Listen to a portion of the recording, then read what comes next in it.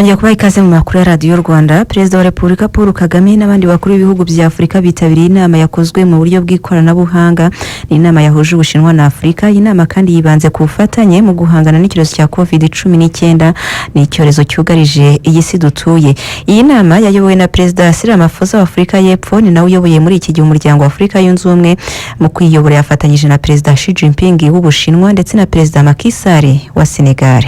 Gatatu mu mujyi wa Rusizi hagaragaye urujya n'uruza rw'abaturage bamwe batanafite impamvu zibajyanye mu mujyi, ahubwo bakavuga ko ngo bari bazi ko gahunda ya guma mu rugo yarangiye, ngo kitemewe gusa ari ugusohoka akarere ka Rusizi. Ubuyobozi bw'aka karere burasaba abatuye imirenge 5 yose yashyizwe muri gahunda ya guma mu rugo kuhaguma bagategereza andi mabwiriza. Theogene Twibanire reka tubwire.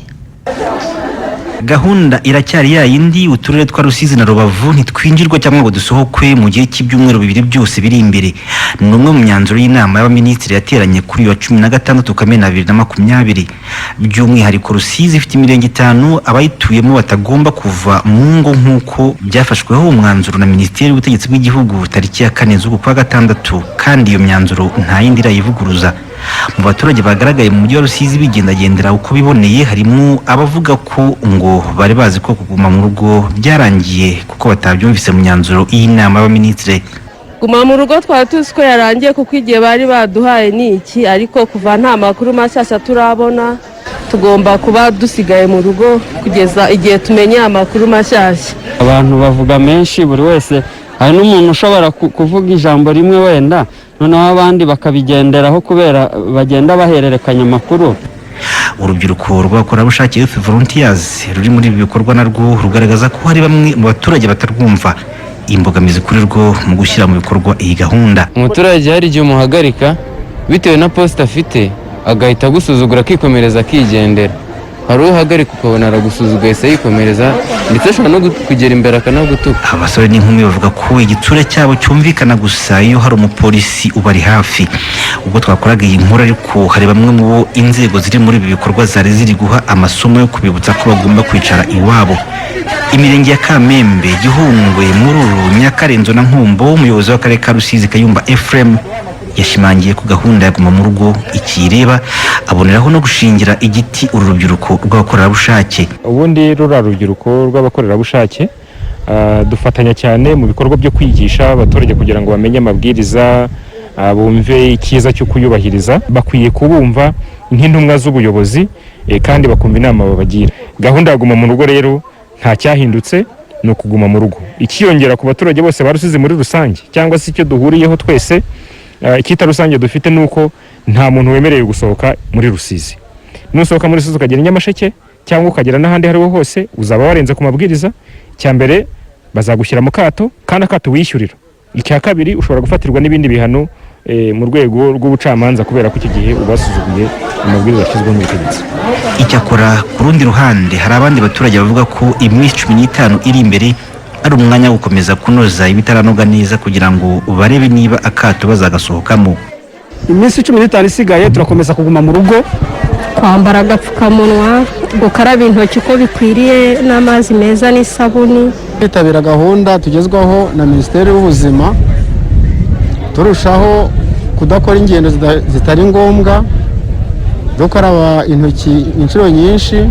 Gukomeza gucengana n'ubuyobozi kwa bamwe mu baturage bishobora kubagiraho ingaruka yatuma bakomeza kuguma mu ngo mu gihe cyose imibare y'abandura COVID-19 bashya yakomeza kwiyongera. Mu gihe cy'ibyumweru bibiri gusa mu karere ka Rusizi bamaze kumenyekana ko bayanduye bararenga 170 mu bipimo bisaga 11,000. Theogene Twibanire, i Rusizi. Amakuru avuga mu ijoro ryo kuri uyu wa gatatu, polisi y'u Rwanda yavuze ko itazahwema gufata no guhana abarenga ku mabwiriza yo kwirinda icyorezo cya COVID-19. Uyu munsi ikaba yerekanye abantu 11 bafashwe baranashinjwa kubeshya inzego z'umutekano ngo zibareke gukomeza kugenda. Twavuganye n'umuvugizi wa polisi y'u Rwanda CP John Bosco Kabera. Hari abantu 7 mu rwego rwo kubahiriza amasaha y'ingendo byagaragaye ko bagendaga nyuma ya saa 3 z'ijoro, hanyuma polisi yabaha amabwiriza ntibayubahirize, ikabwira abandi bose bahurira kugira ngo bumve, batega amatwi, bumve ibibazo byabo, polisi yumve ibibazo byabo ishobora kuba yabafasha bakabirengaho bakagenda ntibubahiriza amabwiriza ikintu cyo kutumvira inzego z'umutekano ziri mu kazi buri gihe abantu bakeya nubwo ari bakeya bagaragaza ntabwo ari byo, kubera ko haba hafite impamvu. Murabizi yuko polisi ishinzwe kugenzura iyubahirizwa ry'amabwiriza, ariko noneho mu by'ukuri abantu basabwa yuko aho basanze umupolisi muri ibi bihe ndetse no mu bindi bisanzwe ari mu kazi, iyo atanze amabwiriza cyangwa se akabwira n'uburyo abantu bagomba kwitwara bagomba kubyubahiriza. Abo bantu rero mu by'ukuri ntabwo ari byo, n'abandi babyumva cyangwa se bakora ingendo cyangwa se muri ibi bihe turimo bakwiye kumva ko ariko bimeze, bakubahiriza amabwiriza cyangwa se icyerekezo polisi bahaye nta gushidikanya. Abandi rero nabo ni umushoferi utwara imodoka y'ibitaro bya Karongi, byagaragara ko yari ari kumwe n'umuforomo kazi, hanyuma y'amasaha yemerewe y'ingendo ya 3 atangira gucyura abantu bandi, haza gufata imodoka bayihagaritse basanga n'ibitaro bya Karongi. Bamubajije bareba abantu basanga ni abantu basanzwe nta n'amakarita baranga bakora kuri ibyo bitaro, bizagaragara ko yabacyuraga iwabo.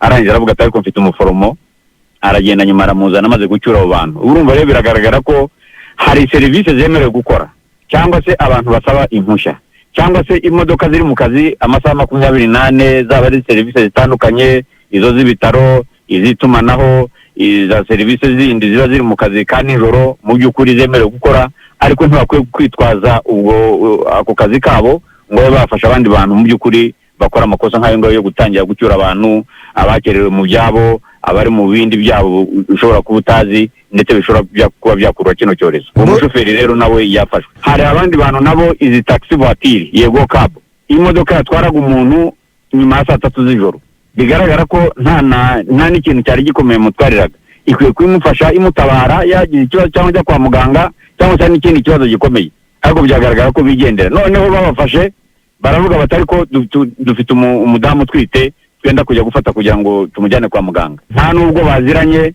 nuko bari baziranye gusa mu rwego rwo kuba abantu bamenye bisanzwe. Baramuhamagara bati tugize ikibazo, polisi iradufashe, nyamuneka wemere yuko uri kunda tuze tugukire mu modoka tukujyane kwa muganga. Urumva rero nabyo ni fraud y'urundi rwego, ntabwo byemewe.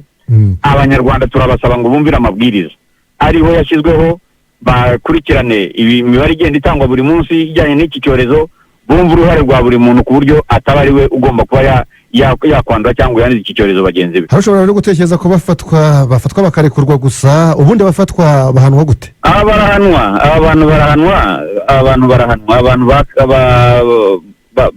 batumvira amabwiriza ya polisi barahanwa. Ibyo barabizi yuko hari amategeko ajyanye no kutumvira amabwiriza.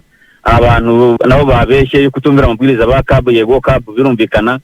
Ariko noneho n'uyu muntu utwara imodoka y'ibitaro, n'urwego rwo rukwiye kumfatira n'imyanzuro, urumva yaje mu kazi ari kumwe n'umuganga atangiye kujya muri ibyo, urumva se ashobora kubyarangira aho ngaho gusa?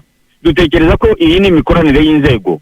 Inzego zigomba gukorana kugira ngo abantu bose abazikoramo barenga ku mabwiriza, uretse na polisi kubafatira amabwiriza cyangwa ibihano cyangwa se n'ibyemezo, ariko n'amateka asanzwe administrative akore mu bigo bitandukanye bifatira abakozi babo ibyemezo bikomeye, ku buryo bumva ko nta gukinisha, kugira ngo abantu birinde kino cyorezo. Uriho n'umuvugizi wa polisi y'u Rwanda CP John Bosco Kabera.